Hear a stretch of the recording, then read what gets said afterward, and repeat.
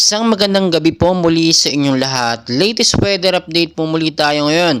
Wala na pong bagyo sa loob ng ating Philippine Area of Responsibility at nakalabas na nga po itong si Bagyong Ining.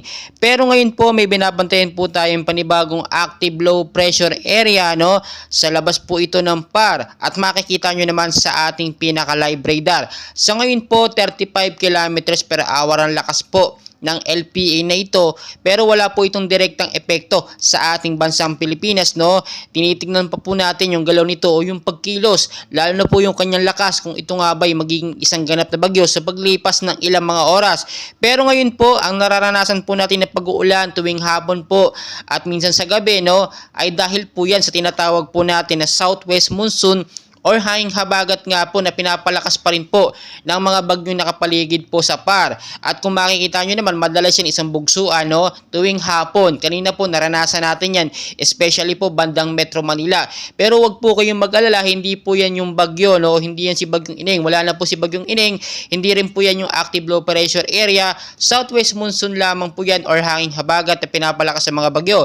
Pero ngayon po, dahil meron tayong binabantayan na active low pressure area, mas maganda pong maging maingat na lamang tayo at maghanda sa mga posibilidad na mangyari dahil makikita nyo naman very clear po ang ating radar walang bagyong nakapasok sa loob. Pero ito na po yung chance natin para maghanda at talagang linisin yung mga lugar na posibleng pagkamulan ng pagbabaha. Alam nyo, kapag kami patuloy na pag-uulan, kapag kami bagyo, doon pa lang tayo naghahanda, kaya napapahamak madalas ang ilang ating mga kababayan. Sa ngayon po, maging I am ready po tayo sa mga posibilidad dahil expect po natin itong buwan po ng Setyembre ay 5 hanggang 10 bagyo po ang posibleng pumasok and nawa nga po hindi ito dumami o sumobra sa 10.